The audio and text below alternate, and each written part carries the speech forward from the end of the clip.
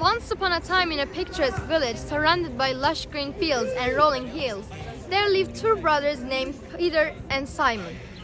The village, with its cobblestone streets and quaint cottages, was a close-knit community where everyone knew each other. Simon and Peter, though different in many ways, had always been close until their father's untimely death. Their father, a hard-working farmer, left behind several fields that were the family's primary source of livelihood. After his passing away, the brothers couldn't agree on how to divide the fields, and this disagreement festered, and one day while they were both working under the scorching sun, the tension between them boiled over.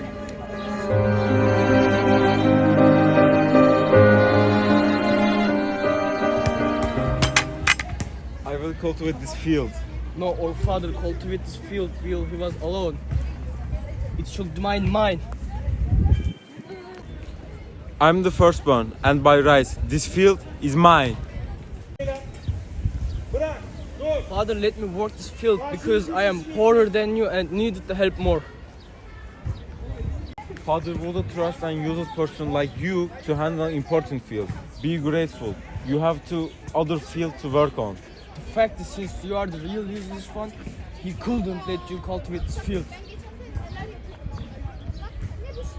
The exchange of harsh words cut deep, reopening old ones and creating new ones. How dare you? Am I the useless one? Who was the one who couldn't learn to cultivate properly when father was teaching us? Of course it's you. Remember the time when you ruined the harvest because you forgot to fertilize the crops? That's happened just once. I'm human. Forgetting is normal. But at least I didn't waste everyone's time by misplacing the harvest like you did. That was when I was still learning. Plus, you are older than me. You should have known better. Yes, and that's exactly why the file is mine. No, you don't deserve anything. You are so selfish that you only think about yourself. Sometimes I wish you were my brother.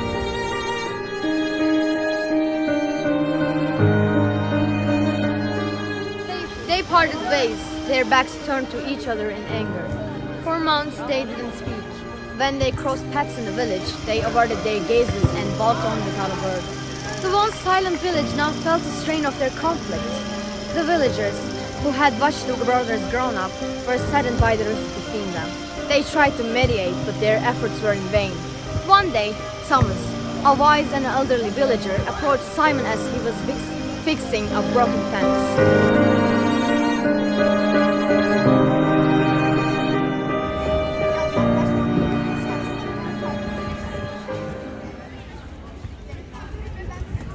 Simon, you seem troubled. What's going on between you and Peter? We agreed about who will cultivate the field. He hurt me deeply. And he doesn't let me work the field that was my father's. Whatever happens, remember that he is your brother. You can solve anything by talking.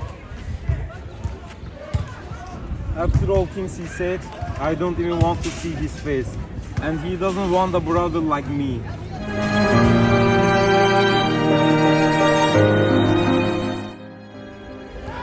Thomas, seeing the depth of Simon's hurt, knew there were no easy answers. Meanwhile, Chris, another villager, found Peter by the river, skipping stones.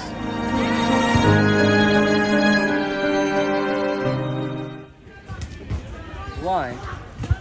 You are so mad at your brother. He won't let me cultivate the fields that I have a right to because I am poorer. He treats me unfairly, and we've been fighting ever since our father died. He always wants the lion's share. You can solve this problem by talking, not by fighting. I don't think we can come to an agreement even with talking. Despite the villagers' best efforts, the brothers remained stubborn. George, a burly blacksmith, tried reasoning with them. Come on, you both just need to stop being stubborn and start talking. Impossible. You guys are making this such a big deal. You are brothers, that's enough fighting. I think they can only solve this problem by talking, not arguing. I think so too, but we've done everything we can. Maybe it's time to let them handle it themselves. What if 1 year Simon solves the field and next year Peter does? That way they share the responsibility. But what if they start arguing over who's the valuable harvest? Emily is right. They had just find another reason to fight. I wish there could be peace in the village like it used to be. The villagers, exasperated and weary, stopped trying to mediate. They hoped time would heal the brothers' rift.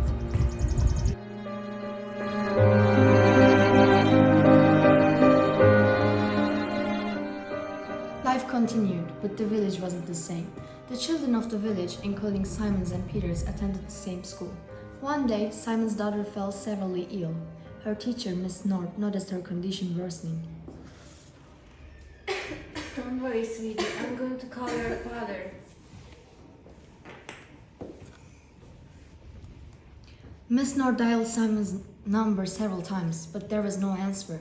Panic set in as she realized she had no car to take the girl to the hospital. Desperate, she called Peter. Hello, Mr. Peter. This is Miss North, your niece teacher. She's very sick. You need to come to the school immediately. What's her illness? She's coughing a lot, has a high fever, and has vomited several times. I'm coming right away. Please tell her I'll be there soon.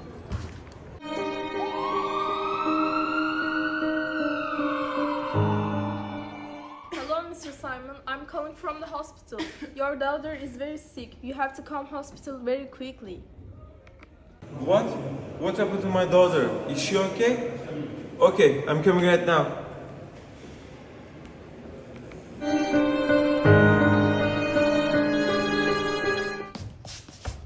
Is she okay? If she had come later, it could have been very serious. But don't worry, she is stable now. Thank God. And thank you, Dad, for saving my daughter's life. That's my job. By the way, it was the gentleman in the next room who brought her in.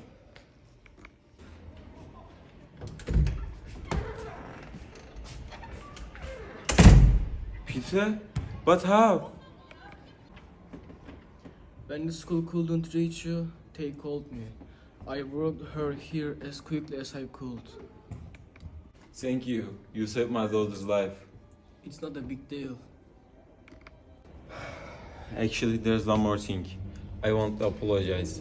I shouldn't have shouted at you or called you useless. I didn't mean any of those things. I'm sorry, Peter. I was wrong too. I'm sorry as well. And Simon, I'm glad you are my brother.